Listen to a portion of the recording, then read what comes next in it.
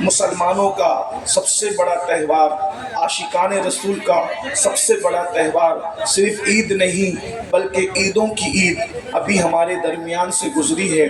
ہم اس کو عیدوں کی عید اس لیے کہتے ہیں کہ اگر یہ عید نہ ہوتی تو نہ عید الفطر ہوتی، نہ عید الاضحیٰ ہوتی، نہ عید الجمعہ ہوتی، نہ عید العرفہ ہوتی، کوئی عید نہ ہوتی۔ بلکہ عید تو اپنی جگہ، نہ کوئی دن ہوتا، نہ کوئی رات ہوتی، نہ کوئی صبح ہوتی، نہ کوئی شام ہوتی، نہ کسی سے کسی کی ملاقات ہوتی، یہاں تک کہ نہ زمین ہوتے، نہ زمین ہوتی، نہ آسمان ہوتے، نہ ستاروں کی انجمن ہوتی، نہ آسمان کا سائبان ہوتا، نہ زمین کا بچھونا ہوتا، نہ شفق کا جمال ہوتا، نہ افق کی سرخیاں ہوتی، نہ قمریوں کی آواز ہوتی، نہ بھوروں کی گنگناہٹ ہوتی، نہ پھولوں کی تبسم ہوتی، نہ کلیوں کی مسکراہٹ ہوتی، نہ بلکاتی ندیاں ہوتی، نہ دریاؤں کی روانی ہوتی، نہ سمندروں کی طغیانی ہوتی۔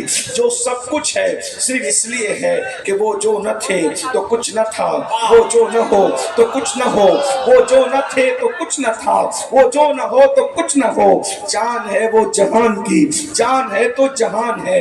اس دن ہمارے آقا تشریف لائے اور یہ عیدوں کی عید ہے۔ آپ اندازہ فرمائیں دنیا کے اندر کوئی دن ایسا نہیں ہے جو سب کے لیے خوشیوں کا دن ہو، اس لیے کہ اگر کوئی دن کسی کے لیے خوشی کا ہے تو وہی دن کسی کے لیے غم کا ہے۔ اللہ اکبر، زمانے میں کوئی بھی دن سب کے لیے خوشی کا دن نہیں آتا۔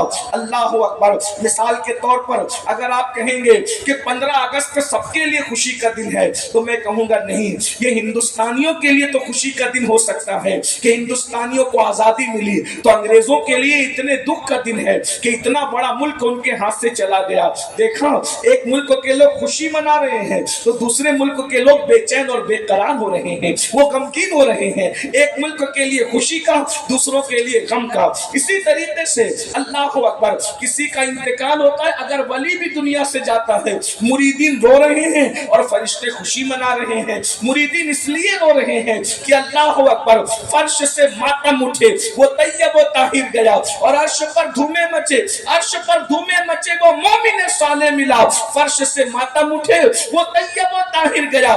دیکھ رہے ہیں فرشتے خوش ہو رہے ہیں اور انسان رو رہے ہیں۔ اللہ اکبر، اسی طریقے سے آپ قیاس کر سکتے ہیں، جو دن مزدوروں کے لیے خوشی کا دن ہوگا وہ دن مالداروں کے لیے غم کا دن ہوگا۔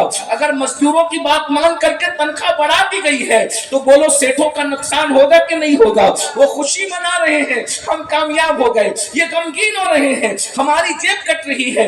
اسی طریقے سے آپ دیکھتے چلے جائیں، اللہ اکبر، لیکن کائنات میں ایک دن ایسا بھی آتا ہے جو مالداروں کے لیے بھی خوشی کا ہے اور غریبوں کے لیے بھی خوشی کا ہے۔ ایک دن ایسا بھی آتا ہے جو زمین والوں کے لیے بھی خوشی کا ہے اور آسمان والوں کے لیے بھی خوشی کا ہے۔ ایک دن ایسا آتا ہے جو مسلمانوں کے لیے بھی خوشی کا ہے اور غیر مسلموں کے لیے بھی خوشی کا ہے۔ اللہ اکبر، ایک دن ایسا آتا ہے جو فرشیوں کے لیے بھی خوشی کا ہے، عرشیوں کے لیے بھی خوشی کا ہے۔ وہ دن کون سا ہے؟ وہ دن صرف اور صرف میلاد النبی کا دن ہے، مصطفیٰ جان رحمت کی آمد کا دن ہے۔ آپ کہیں گے وہ کیوں؟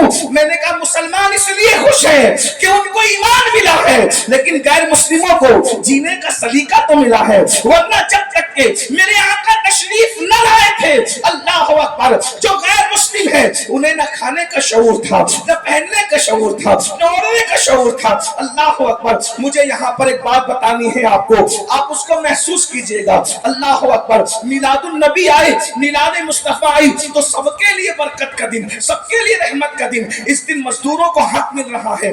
آقا فرماتے ہیں مزدور کا پسینہ سوکھنے سے پہلے اس کو مزدوری دے دی جائے، مزدور کا پسینہ سوکھنے سے پہلے اس کو مزدوری دے دی جائے۔ یہ تو جانوروں کے لیے بھی خوشی کا دن ہے۔ اللہ اکبر، پہلے لوگ جانوروں کو کھانے کے لیے کبھی پیر کاٹ دیتے تھے، کبھی کچھ عضو کاٹ دیتے تھے، زندہ جانور کے عضو کاٹ کاٹ کے کھائے جاتے تھے۔ رحمت للعالمین نے فرمایا اگر حلال جانور کھانا ہی ہے تو اس طرح اس کو اذیت دے کر نہ کھاؤ، بلکہ پہلے گلے کے پاس سے اس کو ذبح کر لو، اور جب اس کا جسم ٹھنڈا ہو جائے پھر اس سے جلد اتارو، اس کے بعد اسے کھایا جائے۔ اللہ اکبر، جس نے جانوروں کے حقوق بتائے، جس نے انسانوں کے حقوق بتائے، جس نے راستے کے حقوق بتائے، جس نے درختوں کے حقوق بتائے، جس نے پتھروں کے حقوق بتائے، اللہ اکبر، جس نے اللہ اکبر شوہر کی چتا پر چلنے والی عورت کے قدموں میں जन्नत को समेट कर रख दिया और औरत का मकाम बताया, अल जन्नत तहत अक़दामिल उम्महातिकुम, जन्नत तुम्हारी माओं के कदमों के नीचे है।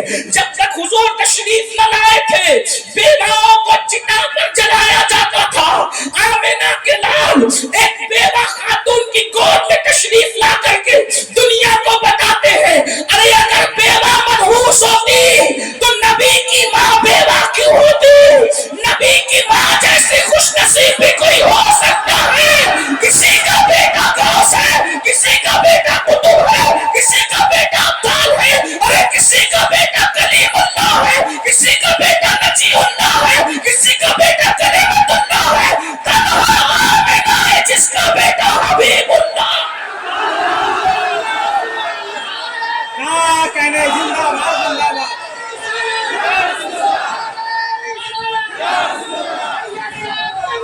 अरे जिस बेवा को सबने मनहूस जान करके चाहे वो रुस्वा किया था, मेरे नबी ने उन्हीं बेवाओं की इज्जत बढ़ा दिया। बेवा माँ की गोद में तशरीफ ला के बताया, इतनी बरकत वाला रसूल जब बेवा माँ की गोद में आता है तो बेवा मनहूस नहीं हो सकती। उसका कसूर क्या है? इधर माँ को बेवा माँ की इज्जत बढ़ाई और उधर 2 मरतबा बेवा होने वाली खदीजतुल कुबरा को सुहागन बनाकर उम्मुल मोमिनीन बना दिया, तमाम मोमिनों की माँ बना दिया। देखो तो सही। और हुजूर के आने का सबसे पहले फायदा किसको मिला? औरत को मिला। और भी कौन सी औरत? आजाद औरत नहीं, आजाद औरत से भी ज्यादा गिरा हुआ दर्जा जो है वो कनीज औरत का था। लेकिन हुजूर जैसे दुनिया में तशरीफ लाए, कनीज दौड़ी दौड़ी गई और अबू लहब से कहा, अबू लहब मुबारक हो, तेरे घर भतीजा आया है, तेरे भाई अब्दुल्ला के यहाँ बेटा आया है। ऐसे ही अबू लहब ने उंगली का इशारा करके कहा, जा मैंने भतीजे की खुशी में तुझे आजाद कर दिया। गोया के नबी आके बता रहे हैं, अब मैं आ गया हूँ, औरतों को आजाद कराने के लिए आया हूँ, औरतों को आजादी देने के लिए। देखो की आमद का सबसे पहला फायदा औरतों को मिला। आज लोग औरतों के हुकूक की बड़ी बात करते हैं।